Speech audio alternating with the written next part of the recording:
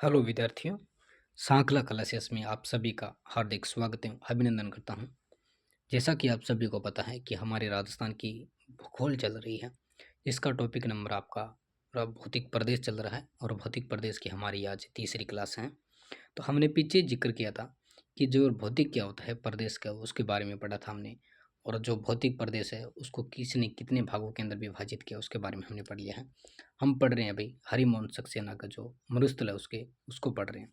तो मरुस्थल को पढ़ा था हमने, तो हमने पढ़ा था भाई उसके बारे में पढ़ा भी, उसका औसत तापमान कितना होता है, अधिकतम कितना होता है, न्यूनतम कितना होता है, मिट्टी कैसी है, फसल कैसी है, उसके बारे में पढ़ा था। सिंचाई किससे होती है, औसत ऊंचाई क्या है उसकी, तो उसके बारे में हमने उस पर चर्चा की थी। अभ्यारण्य कौन से है, जैसे राजस्थान के एक अंदर अभ्यारण्य है जो मरुस्थल के अंदर पाया जाता है, राष्ट्रीय मरु उद्यान के नाम से जाना जाता है, जो 1981 के अंदर बनता है। जैसलमेर के अंदर बनता है। एक ताल छापर बनता है जो 1962 के अंदर बनता है। तो हमने बात यहाँ तक कर ली थी कल। हम चलते हैं आगे। अगर आपको हमारा वीडियो अच्छा लगता है तो आप शेयर कीजिएगा ज़रूर, ज़्यादा से ज़्यादा बच्चों को सेंड कीजिएगा अपना वीडियो ही। चलिए चलते हैं हम कि जो राजस्थान में आपसे पूछूं कि राजस्थान में सबसे गर्म स्थान की बात करूँ कि राजस्थान में मरुस्थल में सबसे गर्म स्थान राजस्थान के अंदर नहीं, मरुस्थल के अंदर। मरुस्थल का क्षेत्र मैंने बताया था भाई। मरुस्थल का क्षेत्र कौन सा है? 5 तो संभाग आते हैं आपके, 5 संभाग आएंगे और 20 जिले आएंगे। 20 जिले आ रहे हैं आपके। मैंने 5 संभाग के बारे में जिक्र किया और 20 जिले के बारे में जिक्र कर लिया भाई। 5 संभाग कौन कौन से है उसके बारे में हमने बताया है पीछे वाली क्लास के अंदर, आप जाके वहाँ पे देख सकते हैं भाई 5 संभाग के अंदर कौन कौन से जिले। अगर आपसे नया प्रश्न पूछेगा तो वो ऐसे ही पूछेगा कि नवीनतम संभाग कौन सा स्थापित किया गया है। तो नवीनतम संभाग कौन सा आपका पाली बनाया गया, जिसके अंदर क्या है कि आपको पाली जोड़ा गया, सांचौर जोड़ा गया है और क्या जालोर को जोड़ दिया गया। 3 स्थान उसके अंदर जोड़ दिए, 3 जिले जोड़े। हम बात कर रहे हैं भाई मरुस्थल में सबसे गर्म स्थान की बात कर रहे हैं। तो मरुस्थल के अंदर सबसे गर्म स्थान कौन सा है भाई? सभी को पता होना चाहिए कि मरुस्थल के अंदर गर्म स्थान कौन सा है। तो मरुस्थल के अंदर गर्म स्थान की बात करें तो सम गाँव आता है जो जैसलमेर का। मैंने बताया भाई 69 डिग्री 30 मिनट से लेकर आपका 78 डिग्री 17 मिनट तक आपका पूर्वी देशांतर होता है। जो आपका 69 डिग्री 30 मिनट है वो क्या कहलाता है आपका भाई? कटरा गाँव सम तहसील का होता है। तो सम तहसील है, सम क्षेत्र, सम गाँव है ना, यहाँ पे क्या है? मरुस्थल।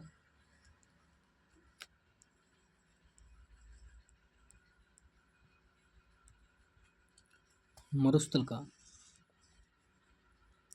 सबसे गर्म स्थान की बात करो, सबसे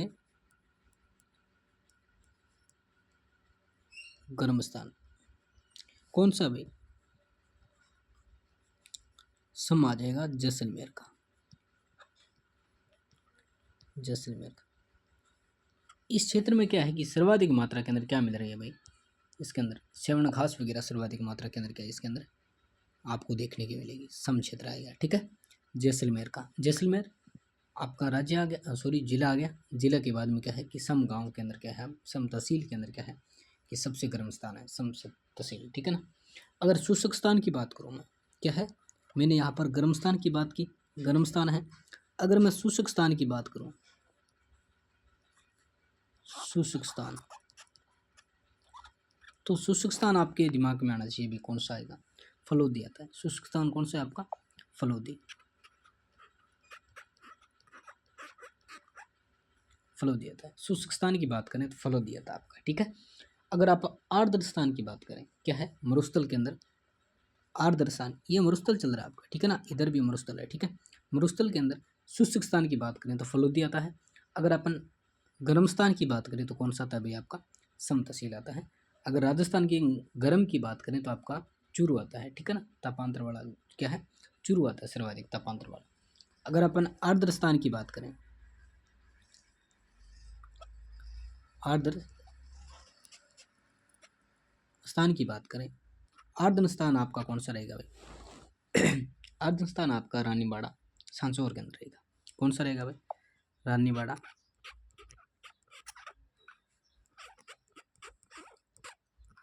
रानीबाड़ा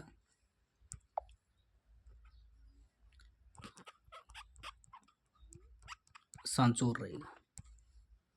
यहाँ से क्या है आपका ये आर्द्र स्थान आ गया। उसके बाद में आपका शुष्क स्थान पूछ लिए मरुस्थल के अंदर कि सबसे शुष्क स्थान कौन सा है, तो आप बोलोगे फलोदी आ गया। अगर मरुस्थल का गर्म स्थान पूछ ले आपसे तो आपका सम तहसील का जैसलमेर। ठीक है, अब अपन बात करते हैं, आगे चलते हैं। अब आगे देखिए अपन कि जो वनस्पति व शुष्क है, यहाँ पर वनस्पति क्या मिलेगी, वनस्पति मिलेगी हमें, शुष्क मिलेगी और क्या भाई, अर्धशुष्क मिलेगी। ठीक है ना। इस क्षेत्र में क्या है, जो 20 जिले आते हैं ना, उसको हमने पढ़ेंगे भाई, किस भाग को क्या बोला जाता है, किस भाग को क्या बोला जाता है, और उसके बारे में हम चर्चा करेंगे। उससे पहले क्या है कि मरुस्थल पढ़ रहे हैं तो मरुस्थल के प्रकार के बारे में पढ़ेंगे भी, कैसा मरुस्थल है राजस्थान के अंदर। ठीक है ना, तो उसके बारे में चर्चा कर रहे हैं। तो आप हेडिंग लगा लो कि मरुस्थल के प्रकार। ठीक है ना, क्या हेडिंग लगा लो आप मरुस्थल के प्रकार। ठीक है ना,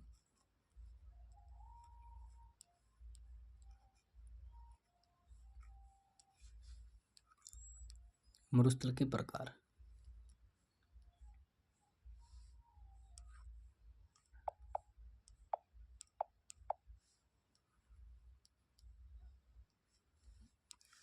मरुस्थल के प्रकार। ठीक है, मरुस्थल के प्रकार के बारे में पढ़ेंगे। तो सबसे पहले एक आता है कि संपूर्ण रेतीला मैदान के बारे में पढ़ेंगे। सबसे पहले क्या है, संपूर्ण रेतीले मैदान के बारे में पढ़ेंगे। तो देखना आप कि 1 नंबर लगा लो अपन,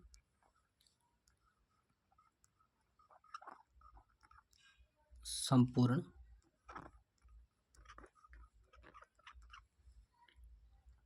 रेतीला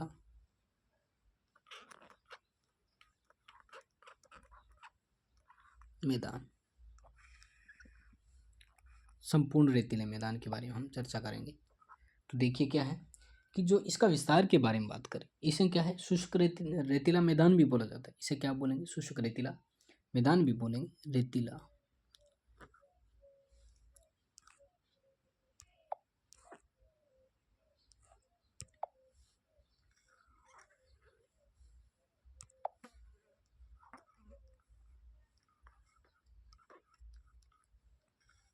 रेतीला। अब देखना इसका विस्तार के बारे में पढ़ेंगे। विस्तार देखना,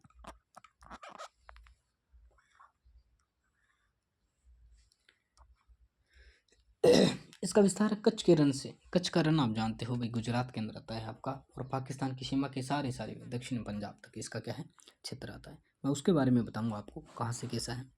इसका विस्तार की बात करें तो कच्छ का रण आता है,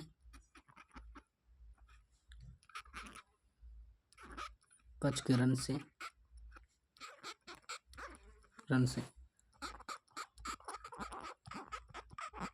पाकिस्तान की सीमा आपकी रेड क्लिफ आती है, उसके पाकिस्तान की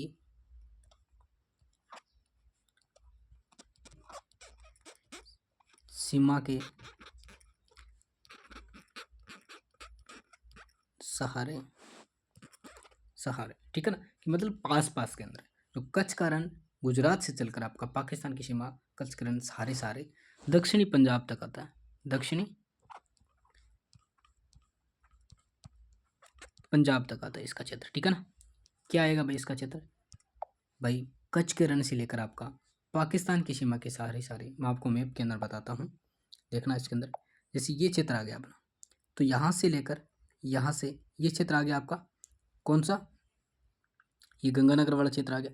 ये क्षेत्र बन रहा है ना, इससे इस प्रकार से, इस प्रकार से यहाँ बाड़मेर तक जो क्षेत्र बनेगा वो क्या कहलाएगा आपका भाई, वो कहलाता है आपका शुष्क मरुस्थल कहलाएगा। ये क्या कहलाएगा भाई, शुष्क मरुस्थल कहलाता है। ठीक है ना, ये अपने, ये जो मैंने शुष्क मरुस्थल प्रदेश लिख रखा है, ये जो क्षेत्र आ रहा है, ये क्षेत्र क्या कहलाता है आपका भाई, ये क्षेत्र क्या कहलाएगा आपका, ये रेतीला, संपूर्ण रेतीला मैदान कहलाता है। ठीक है ना, संपूर्ण रेतीला मैदान कहलाता है। ठीक है ना, ये क्षेत्र संपूर्ण रेतीला मरुस्थल कहलाएगा। ठीक है ना, जिसे शुष्क मरुस्थल के भी नाम से जाना जाता है। ठीक है, क्योंकि इसने बोला है कि जो कच्छ का रण आता है आपका बाड़मेर की साइड में, तो बाड़मेर से लेकर आपका जो गुजरात गंगानगर तक का क्षेत्र आता है ना, वो क्या कहलाएगा आपका भाई, संपूर्ण रेतीला मरुस्थल कहता है। ठीक है ना, अब इसकी बात करते हैं भाई, अलग अलग स्थानों पर इसे अलग अलग नाम से जाना जाता है। अलग अलग स्थानों पर इसे अलग अलग नाम से जाना जाता है, वो कौन से हैं उसके बारे में चर्चा करेंगे। तो देखिए, इसे अफ्रीका में इसे इर्ग नाम से जाना जाता है। अफ्रीका में इसे क्या बोलेंगे, इर्ग नाम से जाना जाता है।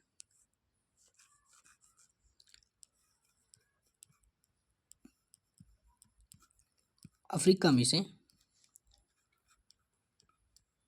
इर्ग नाम से जाना जाता है। ठीक है ना, अफ्रीका में क्या बोलेंगे, इसे इर्ग नाम से बोलेंगे।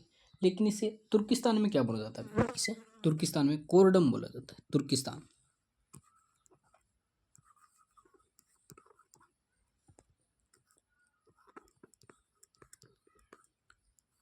तुर्किस्तान के अंदर इसे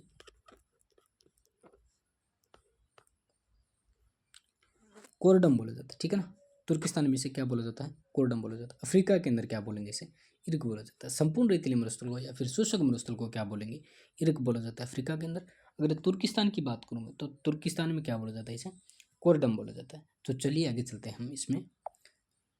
अब देखना आगे कि हमने क्या है संपूर्ण रेतीली मरुस्थल के बारे में पढ़ा, हम पढ़ रहे हैं अभी चट्टानी मरुस्थल के बारे में। 2 नंबर कौन सा पॉइंट अपना, 2 नंबर का पॉइंट अपन का चट्टानी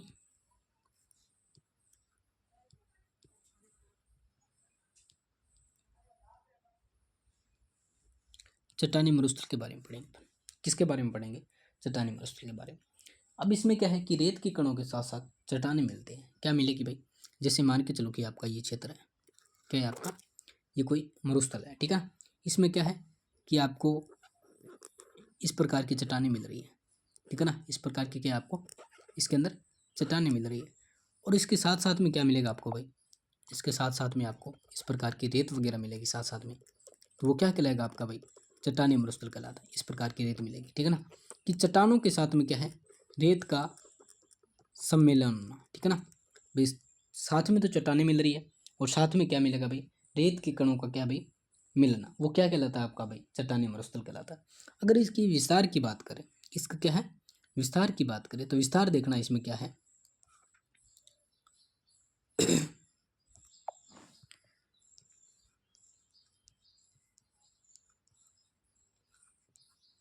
विस्तार देखना है इसका। तो विस्तार इसका आता है भाई पोखरण से लेकर आपका फलोदी बालोतरा तक आता है, ठीक है ना, फलोदी बालोतरा तक आता है। अब देखना कि ये क्या करता है, एक इस प्रकार का एक ट्रायंगल बनाता है, जिसमें क्या है कि इधर अपन का पोखरण आता है। कौन सा आएगा भाई, पोखरण आता है। पोखरण कहाँ पर है भाई, जैसलमेर के अंदर। इधर आपका फलोदी आता है, कौन सा आएगा, फलोदी आएगा। और नीचे की साइड में कौन सा आएगा भाई, नीचे की साइड में आएगा आपका बालोतरा, बालोतरा। तो आपने क्या पढ़ा, कि आपने पढ़ा कि इस क्षेत्र के अंदर, इस क्षेत्र के अंदर जो मिट्टी के साथ साथ में क्या है भाई, आपको क्या देखने को मिल रहा है, चट्टानें मिल रही है देखने को, वो क्षेत्र क्या कहलाता है भाई आपका, वो क्षेत्र क्या कहलाएगा आपका, चट्टानी मरुस्थल कहलाता है। क्या कहलाएगा भाई, चट्टानी मरुस्थल कहलाता है, ठीक है ना। एक बार इसको थोड़ा सा मिटा देता हूँ मैं।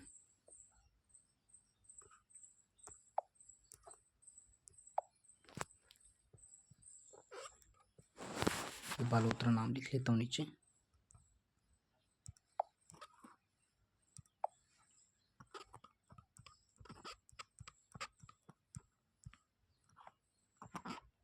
बालोतरा आ गया, ठीक है ना, कि आपका इस साइड में तो आपका पोखरण आ जाएगा, इस साइड में आपका फलोदी आ जाएगा, नीचे की साइड में आपका बालोतरा है। तो इसके बीच का जो क्षेत्र कहलाएगा वो क्या कहलाएगा आपका, चट्टानी मरुस्थल कहलाएगा। अब जिलों की बात करें भी किस किस जिले के अंदर का इसका विस्तार है, तो सबसे पहले जैसलमेर आता है आपका, जैसलमेर। जैसलमेर क्यों, कि पोखरण का क्षेत्र आ गया। उसके बाद में 2 नंबर की बात करें अपन, तो 2 नंबर की बात करें तो फलोदी आता है। एक तो फलोदी लिख लो और जोधपुर ग्रामीण लिख लो, जोधपुर शहरी लिख लो, ठीक है ना। एक जोधपुर लिख लो अपन का,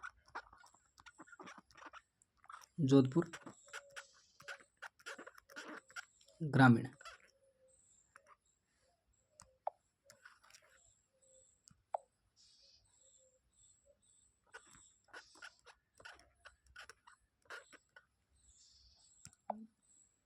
सही नहीं लिख रहा,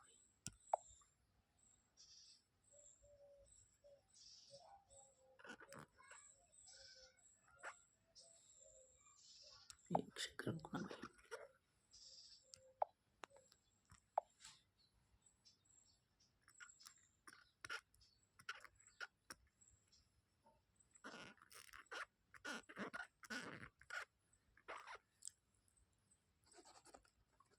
जोधपुर ग्रामीण लिख लिया हमने। 3 नंबर की बात करें तो 3 नंबर पर लिख लो भाई बालोतरा लिख लो, फलोदी लिख लो, बाड़मेर लिख लो। क्या है, फलोदी लिखेंगे अपन, फलोदी के बाद लिख लो अपन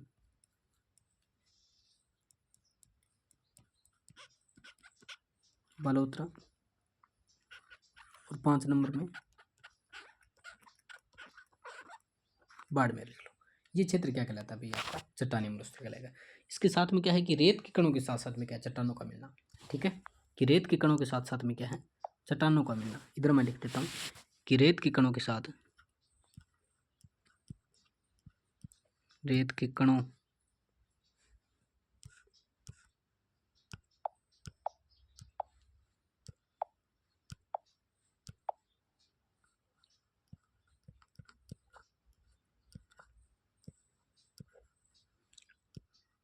कणों के साथ चट्टानी मिलना। ठीक है ना, रेत के कणों के साथ में क्या है? चट्टानी मिलना। वो क्या है? आपका चट्टानी मरुस्थल कहलाता है। ठीक है ना, कि पोखरण से लेकर आपका फलोदी आ गया, फलोदी से नीचे आपका बालोतरा तक जो क्षेत्र रहेगा वो क्या कहलाएगा? आपका भी चट्टानी मरुस्थल का क्षेत्र कहलाएगा, जिसमें क्या है अभी आपके रेत के साथ साथ में आपको क्या मिल रहा है भाई? चट्टानी मिल रही है। ठीक है, आपने पढ़ लिया। अब आगे चलते हैं। देखिए, अब आगे हम बात करते हैं भाई, इसे अफ्रीका के अंदर क्या बोला जाता है? इसे अफ्रीका के अंदर क्या बोला? आपसे पूछा जा सकता है ये कि इसे अफ्रीका के अंदर क्या बोलेंगे? इसे अलग अलग स्थानों पर इसे अलग अलग नाम से जाना जाता है। अफ्रीका की बात करता हूँ मैं,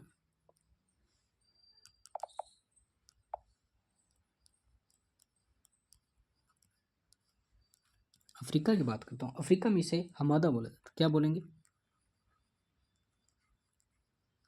हमादा बोलेंगे। सबसे इंपॉर्टेंट है ये हमादा। ठीक है ना, क्या है? हमादा है, सबसे इंपॉर्टेंट है। जो आपका पथरीला मरुस्थल आएगा ना, ठीक है ना, उसके अंदर सबसे इंपॉर्टेंट है ये। क्योंकि ये क्या है? हमादा, जो हमने बोला ना कि पोखरण से लेकर आपका, पोखरण से लेकर आपका इस साइड में फलोदी आएगा, फलोदी आता है, और फलोदी के जस्ट साइड में नीचे आपका बालोतरा आएगा, बालोतरा। जो इस क्षेत्र के जो चारों ओर का क्षेत्र कहलाएगा ना, इस क्षेत्र के जो हमादा के चारों ओर का क्षेत्र होगा वो क्या कहलाएगा आपका भाई?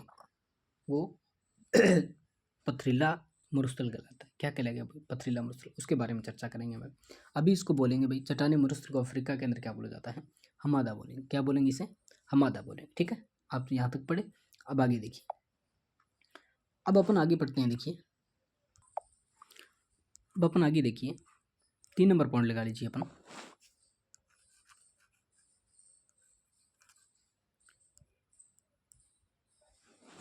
पथरीले मरुस्थल के बारे में पढ़ेंगे हम।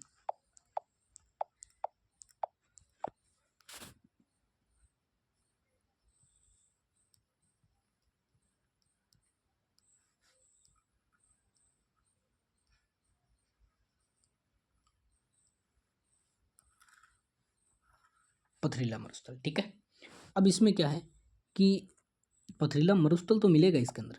ठीक है ना, क्या मिलेगा? पथरीला मरुस्थल। अब इसकी हेडिंग क्या है, परिभाषा क्या है इसकी? कि रेत के कणों के साथ साथ में पत्थर के टुकड़े मिल रहे हैं। ठीक है ना, इसमें क्या है कि रेत के कणों के साथ, रेत के कणों के साथ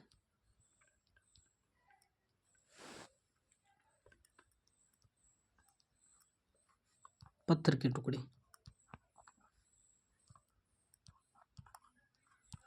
वो क्या कहलाएगा आपका भाई? आपका पथरीला मरुस्थल कहलाता है। रेत के कणों के साथ में पत्थर के टुकड़े मिल रहे हैं। अब इसका क्षेत्र क्या कहलाएगा भाई? इसका क्षेत्र जो हमने हमादा के बारे में पढ़ा था, ठीक है ना, ये क्या है आपका?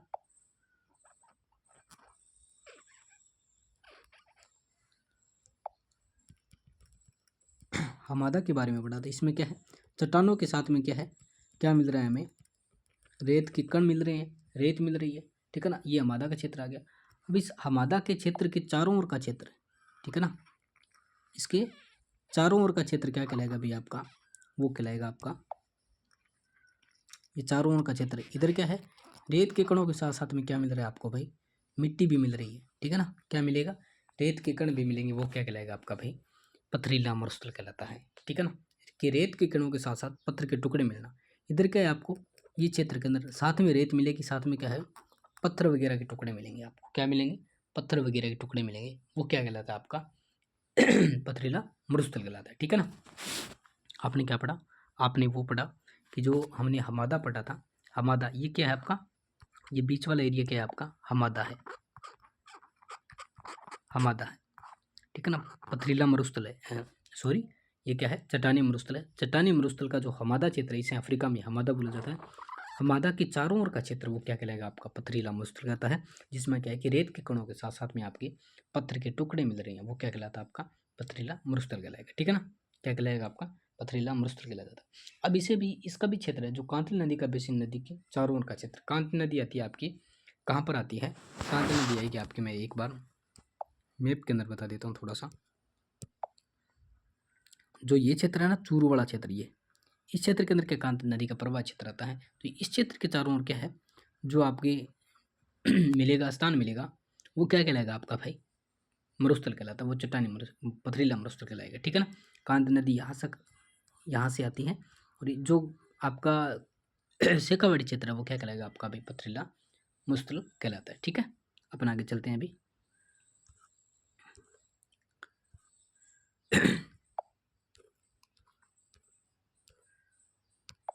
यहाँ तक आ गए थे हम, पथरीले मरुस्थल के बारे में पढ़ा। अब इसे अलग अलग स्थानों पर अलग अलग नाम से जाना भी जाता है, तो उसके बारे में चर्चा करेंगे। अब देखिए, इसे अलग अलग, अफ्रीका की बात करते हैं। अफ्रीका, क्योंकि अफ्रीका के अंदर क्या है कि सर्वाधिक मात्रा के अंदर मरुस्थल पाया जाता है।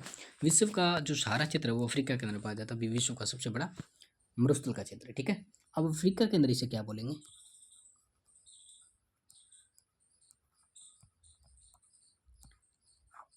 अफ्रीका के अंदर इसे बोलेंगे रेंग बोला जाता है। अफ्रीका के अंदर क्या बोलेंगे, इसे रेंग बोलेंगे, ठीक है ना। एक लीबियर मिस्र आता है, लीबिया मिस्र आता है, जिसमें क्या है, इसे सीटेर बोला जाता है। कौन सा आएगा, एक है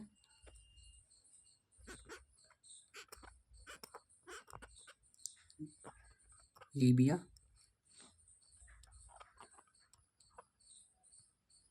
मिस्र के अंदर क्या बोलेंगे, इसे सीटीर बोलेंगे।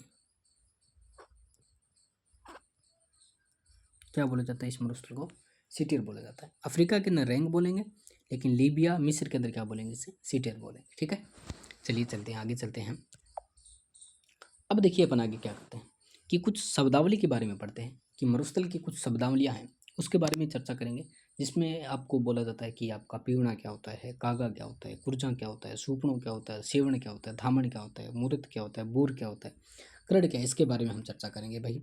सबसे पहले मरुस्थल के शब्दावलियाँ के बारे में पढ़ रहे हैं अपन, क्या है, आप हेडिंग लगा लो इधर भी।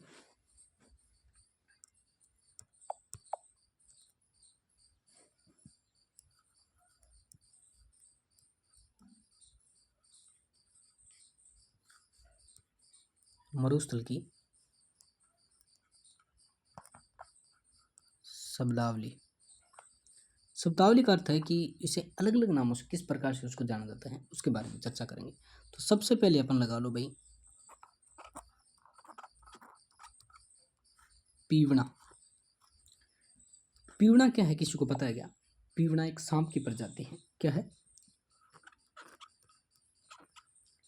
सांप की प्रजाति है, क्या है भाई, पीवणा सांप की प्रजाति है। अब इसकी कहानी क्या होती है कि रेगिस्तानी भाग में पाए जाने वाला सांप है ये, क्या भाई रेगिस्तान भाग के अंदर ही पाया जाता है। अब इसकी डेफिनेशन क्या होती है, ये क्या करता है कि मान के चलो कि आपका, आप कहीं पर लेटे हो इस प्रकार से, ठीक है, आप सो रहे हो कहीं पे, और ये क्या करता है कि ये आगा आने के बाद क्या होगा, ये डसेगा नहीं आपको, काटेगा नहीं आपको, लेकिन ये क्या है कि जो आपका श्वास है उसके साथ में क्या है, ये अपना प्रभुत्व स्थापित करके इसमें आपकी सांस में क्या है, आपको जहर छोड़ता रहेगा, जिससे क्या है कि आपकी सुबह तक मृत्यु हो सकती है।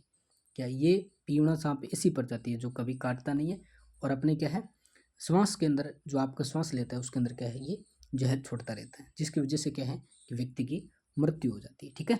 ये वैसा सांप है। सांप अगर पीवड़ा के बारे में पूछे तो क्या है, ये सांप की प्रजाति जो कि अभी रेगिस्तान भाग के अंदर पाया जाता है आपका, ठीक है। कहाँ पर पाया जाएगा भाई, रेगिस्तान भाग के अंदर क्या है, ये पाया जाता है, ठीक है। सांप की प्रजाति है और रेगिस्तान भाग में पाया जाता है। थोड़ा सा लिख लेते हैं इसके बारे में।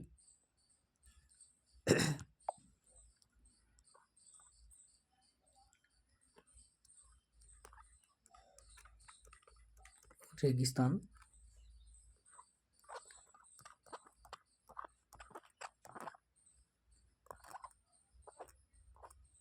भाग में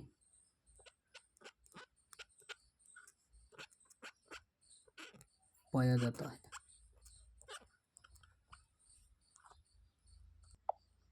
ये क्या है भाई? रेगिस्तान भाग के अंदर पाया जाता है। चलिए चलते हैं, आगे चलते हैं। हमने पढ़ा मरुस्थल की शब्दावली के बारे में पढ़ रहे हैं, ठीक है। तो मरुस्थल की शब्दावली के बारे में हमने क्या पढ़ा कि भी पीवना के बारे में पढ़ा। अब अपन बात करेंगे भाई कागा आ गया, कुर्चा आ गया, सूपना आ गया, उसके बारे में पढ़ेंगे। ये क्या भाई? पक्षी है, लेकिन क्या ये इसे राजस्थान के अंदर एक विरह गीत के रूप में बोला जाता है, जिसे लोकगीत के रूप में भी क्या है इसके प्रस्तुत किया जाता है। रेगिस्तान भाग के अंदर गाया जाता है इसे, ठीक है ना। क्या बोलेंगे इसे?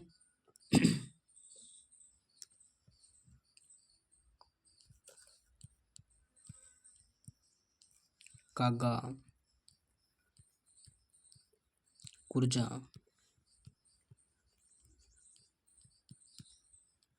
सूपना। ये क्या है भाई? ये पक्षी है एक प्रकार के, ठीक है ना। कागा, कागा से कुआ आ जाएगा। कुर्जा, कुर्जा पक्षी होता है जिसे क्या बोला जाता है किंचन गांव के अंदर सर्वाधिक गोडाउन पक्षी भी बोला जाता है इसे, ठीक है ना। अब ये क्या भाई? रेगिस्तान भाग के अंदर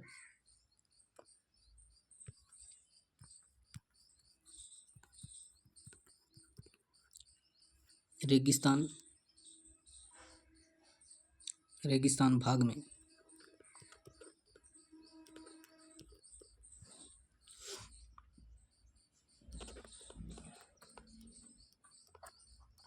गाए जाने वाले विरह गीत हैं।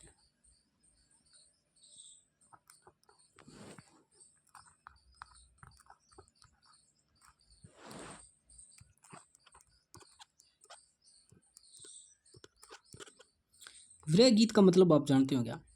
किसी की याद में गाए जाने वाली, ठीक है ना। कोई याद कर रहा है तो उसकी याद में गाए जाने वाले गीत क्या है? विरह गीत बोला जाता है इसे। ये लोकगीत भी हैं, ठीक है ना। लोकगीत भी लोकगीत है, ठीक है ना। किसके हैं? रेगिस्तान भाग के हैं, वैसे नहीं है ये, रेगिस्तान भाग के हैं, ठीक है ना। कागू आ गया, कुर्जा आ गया, सूपनो आ गया। हम पढ़ेंगे अब कुर्जा के बारे में। किसके बारे में पढ़ेंगे अपन? कुर्जा के बारे में। कुर्जा एक पक्षी है, ठीक है ना। कुर्जा क्या है? पक्षी है। तो पक्षी के साथ में क्या है? संदेश देकर क्या है कि जो बाहर गए हुए पति होते हैं, विवाहित स्त्री होती है, उसका पति जो बाहर गया हुआ है, तो उसको याद बुलाने के लिए उसको क्या है, एक कुर्जा नाम के पक्षी होता है, उसको संदेश दिया भेजा जाता है। जिससे क्या है कि एक मान्यता प्राप्त होती है कि एक विरह गीत जुड़ा हुआ है जिससे कुर्जा पक्षी के नाम से। ये क्या अभी कुर्जा, अगर आपसे पूछ ले कि कुर्जा पक्षी सर्वाधिक मात्रा के अंदर कहाँ मिलते हैं, तो सर्वाधिक अगर आप बात करें तो खिंचन गांव फलोदी के अंदर मिलेंगे। अगर अपन बात करें भाई इसमें विरह गीत के बारे में, कुर्जा, अब कुर्जा की बात करते हैं। नेक्स्ट पेज पर चलते हैं अपन। अब अपन देखिए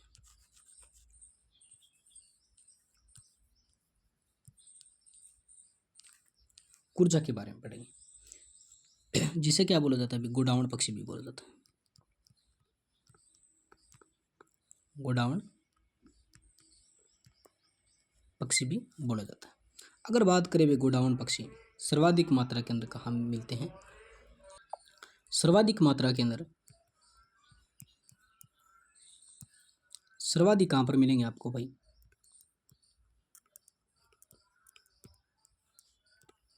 खिंचन गांव आता है,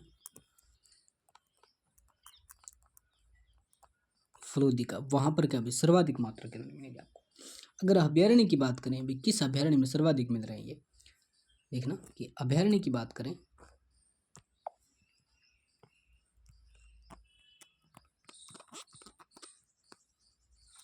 अभ्यारण्य की बात करें तो अभ्यारण्य ताल छापर अभ्यारण्य, ताल छापर अभ्यारण्य कहाँ पर है भाई? चूरू में। वहां पर क्या है? सर्वाधिक मात्रा के अंदर क्या भी आपको कुर्जा पक्षी देखने को मिलेगा। और सर्वाधिक गांव की बात करें तो किस गांव में आता है? खिंचन गांव फलोदी के अंदर आता है, ठीक है। इसका वैज्ञानिक नाम क्या है? अब हम बात करेंगे इसकी वैज्ञानिक नाम की।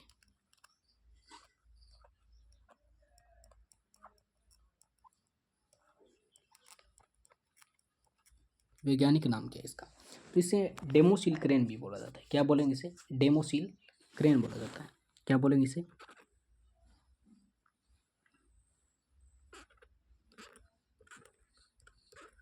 डेमोसिल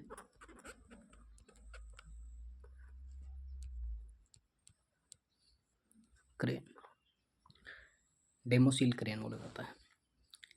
प्यारे विद्यार्थियों, अगर आपको ये वीडियो अच्छा लगा है, कंटेंट आपको अच्छा लगा है, थोड़ी लिखने में प्रॉब्लम हो सकती है लेकिन आपको समझ में आ रहा है तो आप कमेंट करके बताइएगा हमें कि कैसा लग रहा है आपको। हमारी क्लासेस रेगुलर तरीके से चलेगी। अपन को जो श्रृंखला क्लासेस, जो आपकी प्ले लिस्ट है राजस्थान की ज्योग्राफी, वहाँ पर जाके आप पीछे की क्लासें देखिए। अगर आपको अच्छी लगे तो शेयर कीजिएगा अपने दोस्तों के साथ, और मेरे चैनल पर अगर आप नए हो तो मेरे चैनल से जुड़िएगा। धन्यवाद।